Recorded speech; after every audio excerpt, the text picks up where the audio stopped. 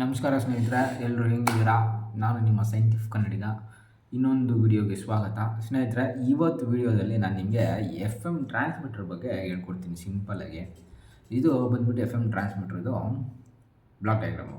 F M transmitter ಅಂದರೆ ಏನಪ್ಪ ಅಂತಂದರೆ ಫ್ರೀಕ್ವೆನ್ಸಿ ಮಾಡ್ಯುಲೇಷನ್ ಅಂತ ಅರ್ಥ ಆಯ್ತೇನಾ.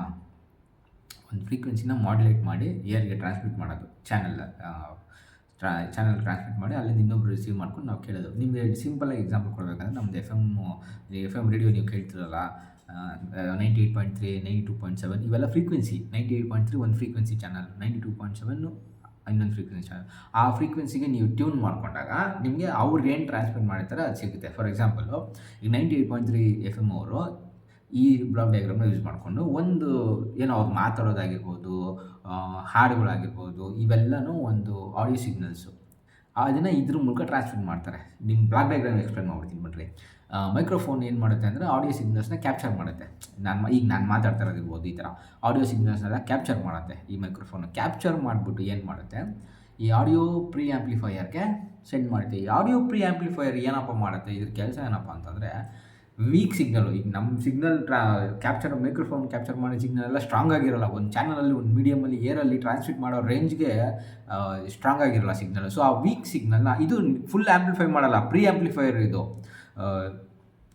ಒಂದು ರೇಂಜಿಗೆ ಆ್ಯಂಪ್ಲಿಫೈ ಮಾಡಿ ವೀಕ್ ಆಗಿರೋ ಸಿಗ್ನಲ್ನ ಒಂಚೂರು ಸ್ಟ್ರಾಂಗ್ ಮಾಡಿ ಮಾಡ್ಯುಲೇಟ್ರ್ ಕಳಿಸುತ್ತೆ. ಮಾಡ್ಯುಲೇಟ್ರ್ ಏನಪ್ಪ ಮಾಡುತ್ತೆ ಅಂತಂದರೆ ಸಿಗ್ನಲ್ನ, ನಮ್ಮ ಆಡಿಯೋ ಸಿಗ್ನಲ್ನ ಒಂದು ಕ್ಯಾರಿಯರ್ ಸಿಗ್ನಲ್ಗೆ ಹಾಕುತ್ತೆ. ಕ್ಯಾರಿಯರ್ ಸಿಗ್ನಲ್ ಏನಪ್ಪ ಅಂತಂದರೆ, ಇವಾಗ ಇವರೆಲ್ಲೋ ಕೂತ್ಕೊಂಡು ಒಂದು ಸಿಗ್ನಲ್, ಆಡಿಯೋ ಸಿಗ್ನಲ್ನ ಫ್ರೀಕ್ವೆನ್ಸಿ ಮೂಲಕ ಟ್ರಾನ್ಸ್ಮಿಟ್ ಮಾಡ್ತಾರೆ ಅಂತಂದರೆ ಅದನ್ನು ಇನ್ನೆಲ್ಲೋ ಒಂದು 500 ಜನ, 1000 ಜನ, 1,00,000 ಜನ ರಿಸೀವ್ ಮಾಡ್ಕೋಬೇಕು. ಆ ರಿಸೀವ್ ಮಾಡ್ಕೊಳ್ಳೋರ್ಗೆ ಅದು ಟ್ರಾನ್ಸ್ಮಿಟ್ ಆಗಬೇಕು ಆ ಫ್ರೀಕ್ವೆನ್ಸಿಲಿ. ಆ ಫ್ರೀಕ್ವೆನ್ಸಿಲಿ ಯಾವಾಗಲೂ ಈಗ 92.7 ಎಫ್ ಎಮ್ಮು ಅಥವಾ 98.3 ಎಫ್ ಎಮ್ ಇದರಲ್ಲಿ ಟ್ರಾನ್ಸ್ಮಿಟ್ ಆಗ್ತಾ ಇರುತ್ತೆ. ಆಯಿತಾ? ಸೊ ಮಾಡ್ಯುಲೇಟರ್ ಏನು ಮಾಡುತ್ತೆ ಅಂದರೆ ನಮ್ಮ ಆಡಿಯೋ ಸಿಗ್ನಲ್ಗೆ ಒಂದು ಕ್ಯಾರಿಯರ್ ಸಿಗ್ನಲ್ ಹಾಕ್ಬಿಟ್ಟು ಟ್ರಾನ್ಸ್ಮಿಟ್ ಮಾಡಿಬಿಡುತ್ತೆ.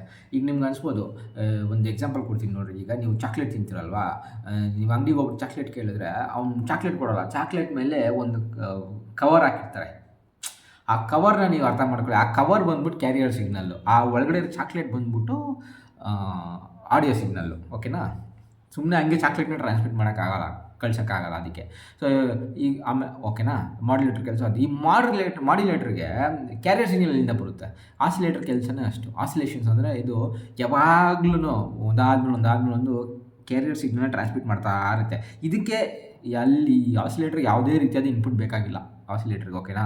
ಆಸಿಲೇಟರ್ ಕೆಲಸ ಏನಪ್ಪ ಅಂತಂದರೆ ಯಾವಾಗಲೂ ಕ್ಯಾರಿಯರ್ ಸಿಗ್ನಲ್ನ ಟ್ರಾನ್ಸ್ಮಿಟ್ ಮಾಡ್ತಾ ಇರುತ್ತೆ. ಕ್ಯಾರಿಯರ್ ಸಿಗ್ನಲ್ ಒಂದಾದ್ಮೇಲೆ ಟ್ರಾನ್ಸ್ಮಿಟ್ ಮಾಡಿ ಜನ್ರೇಟ್ ಮಾಡಿ ಮಾಡ್ಯುಲೇಟ್ರ್ ಕಳಿಸ್ತಾ ಇರುತ್ತೆ. ಇಲ್ಲಿಂದ ಬಂದಿದ್ದ ಆಡಿಯೋ ಸಿಗ್ನಲ್ನ ಮಾಡ್ಯುಲೇಟ್ರ್ ಏನು ಮಾಡುತ್ತೆ ಅಂದರೆ ಕ್ಯಾರಿಯರ್ ಸಿಗ್ನಲ್ ಒಳಗಡೆ ಹಾಕಿ ಆಡಿಯೋ ಸಿಗ್ನಲ್ನ ಇಲ್ಲಿಗೆ ಕಳಿಸುತ್ತೆ. ಇದು ರೇಡಿಯೋ ಫ್ರೀಕ್ವೆನ್ಸಿ ಆ್ಯಂಪ್ಲಿಫೈಯರ್. ಇದೇನು ಮಾಡುತ್ತೆ ಅಂದರೆ ಒಂದು ಸಿಗ್ನಲ್ನ ಆಲ್ರೆಡಿ ಒಂದು ಸ್ವಲ್ಪ ಬೂಸ್ಟ್ ಆಗಿರುತ್ತೆ, ಮಾಡ್ಯುಲೇಷನ್ ಮಾಡೋ ರೇಂಜ್ಗೆ ಬೂಸ್ಟ್ ಆಗಿರುತ್ತೆ ಆಡಿಯೋ ಸಿಗ್ನಲ್ಲು. ಆ ಬೂಸ್ಟ್ ಆಗಿರೋ ಸಿಗ್ನಲ್ನ ರೇಡಿಯೋ ಫ್ರೀಕ್ವೆನ್ಸಿ ಆ್ಯಂಪ್ಲಿಫೈಯರ್ ಫುಲ್ಲಾಗಿ ಆ್ಯಂಪ್ಲಿಫೈ ಮಾಡಿಬಿಟ್ಟು, ಅಂದರೆ ಸ್ಟ್ರಾಂಗ್ ಮಾಡಿಬಿಟ್ಟು ಆ್ಯಂಟೆನಾ ಮೂಲಕ ಕಳಿಸ್ಬಿಡುತ್ತೆ. ಎಲ್ಲಿ ಕಳಿಸುತ್ತೆ? ಫಾರ್ 98.3 ಆ ಫ್ರೀಕ್ವೆನ್ಸಿ ಅಥವಾ 92.7 ಯಾವ ಫ್ರೀಕ್ವೆನ್ಸಿ ಲೆವೆಲ್ ಇರುತ್ತೋ ಆ ಫ್ರೀಕ್ವೆನ್ಸಿ ಲೆವೆಲ್ ಏರಲ್ಲಿ ಟ್ರಾನ್ಸ್ಮಿಟ್ ಆಗಿಬಿಡುತ್ತೆ.